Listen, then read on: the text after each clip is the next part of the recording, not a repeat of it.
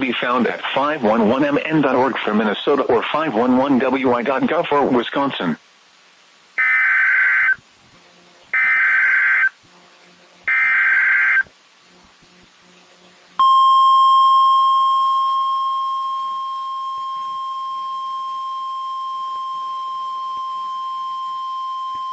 Road closure in northern Ashland County. The following message is transmitted at the request of the Ashland County Sheriff's Office. This is an urgent message from the Ashland County Communications Center. US Highway 2 and State Highway 13 North is declared impassable and close on the Chequamegon Bayfront between State Highway 112 in the city of Ashland and State Highway 13 North in the town of Eileen due to extreme weather conditions.